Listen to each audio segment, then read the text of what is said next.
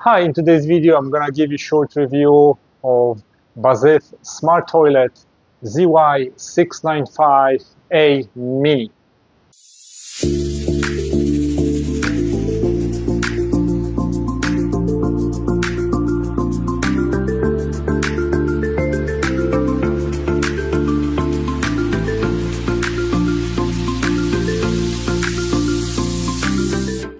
Hello again. So in today's video I'm gonna be discussing installation and features, and I'm gonna give you my review of my new smart toilet. This is my new smart toilet that I'm going to be installing in my guest bathroom.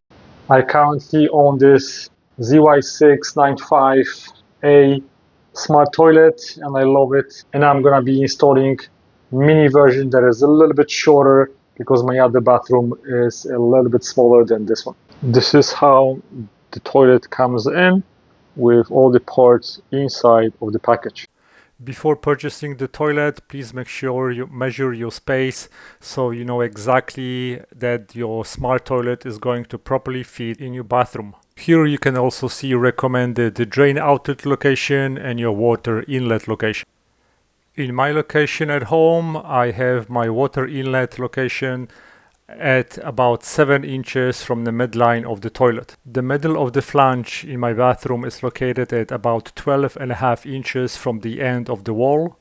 Because of that, I only had about 2 inches behind the toilet to properly connect the water supply going to the toilet. And I had to rotate the water pipes 90 degrees to the side in order for me to properly fit the valve behind the toilet. Before installing smart toilet, make sure that you have a proper connection location for the water, and you also have a 110 outlet.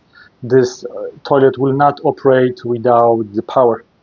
Now let's take a quick look at the back of the toilet. So here we have a water tank, and then here's the hose connecting the water, and then the water gets connected to this T connector.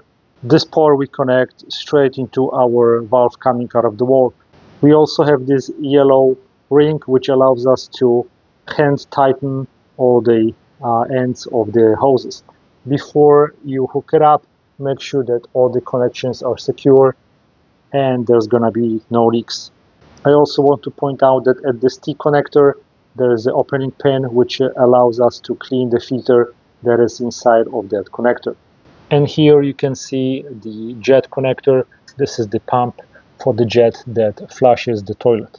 And here is the location of the screws that are going to secure the toilet to the floor. And at the front and the right of the toilet we have this button which, when we kick it, is going to open the toilet and toilet seat. And this toilet also features automatic opening and closing the lid, so it's going to detect when we're coming over closer to the toilet, and it's going to open and close the lid by itself. And here's the connector for emergency flush system. You will have to open that and put batteries inside, and then you connect it to this connector. In case there is no power, you can still operate the toilet. You have to remember that this battery pack only allows you to operate the toilet when there is no power coming to the toilet. You can operate both of them at the same time, or you're going to damage the toilet. In the package we have two boxes with the ports. In the flange accessory package we have plastic flange, we have bolts, then we have those brackets that we're going to install, and this is what's going to hold the toilet onto the flange.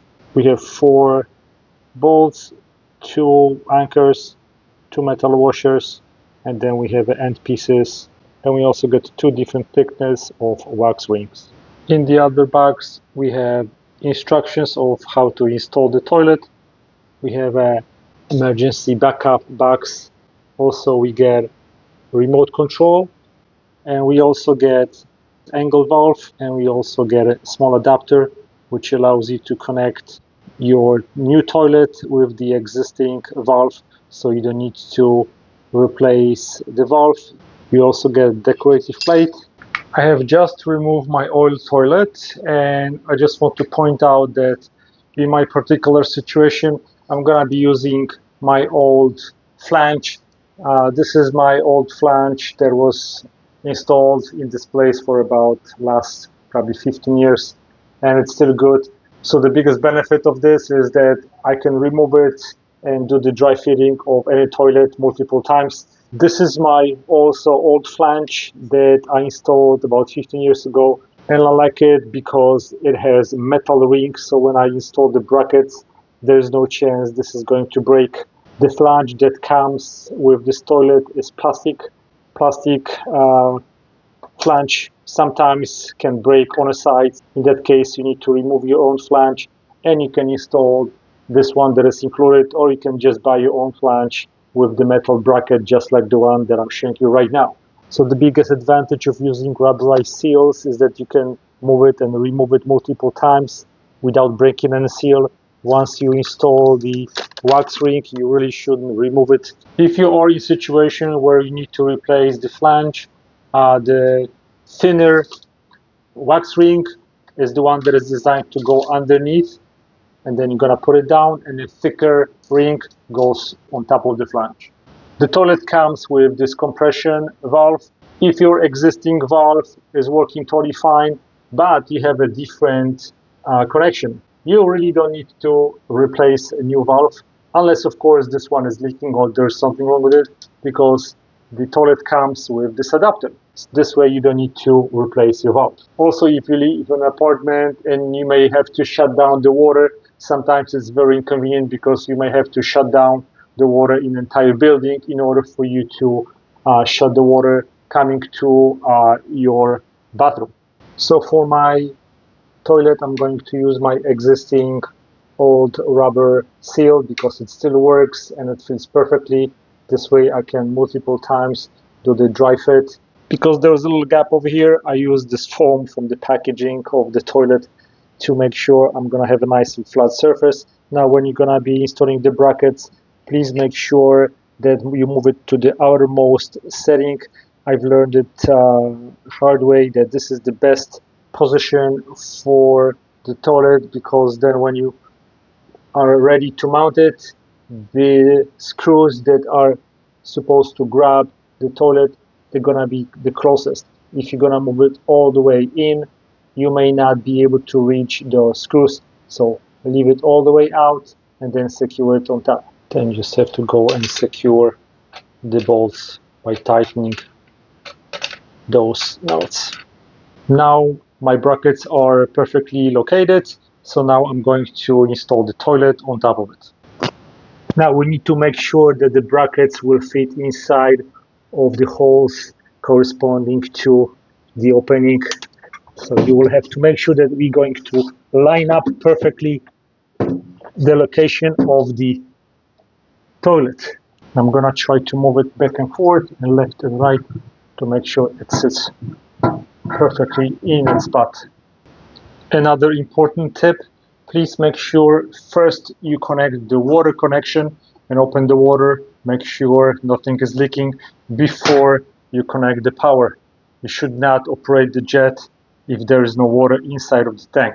The last step with the installation of the toilet is just securing it to the brackets. So we're gonna use this plastic piece. We're gonna put the bolt and we're gonna move it straight forward. So the bolt is going to catch the bracket that we just put in on the flange. And all you have to do is just secure it with your screwdriver.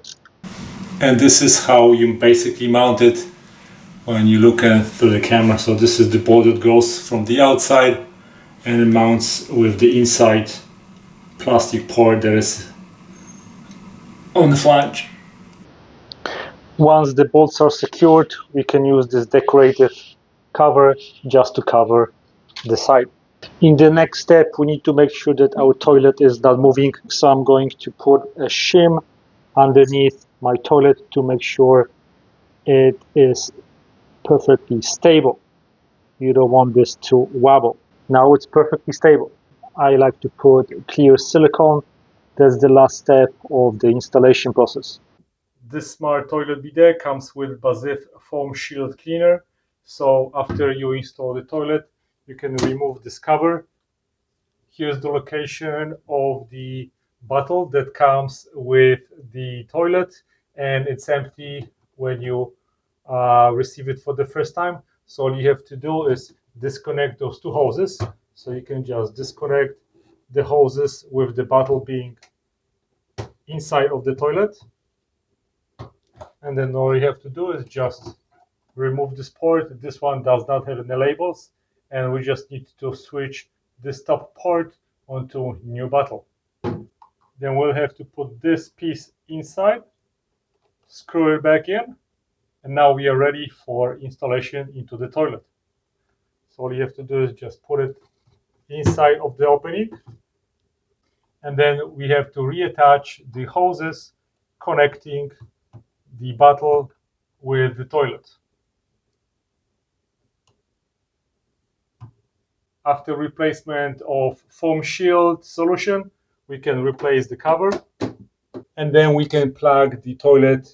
After starting the toilet, you will see indicator LCD screen showing you current settings. If you want to open the toilet, you can just move your foot in front of the toilet and it will open it up. In the next video, I will show you all the features of the smart toilet bidet. Thanks for watching, guys. Give me a thumbs up if you like my video. Subscribe for more. Thanks for watching, guys. Goodbye.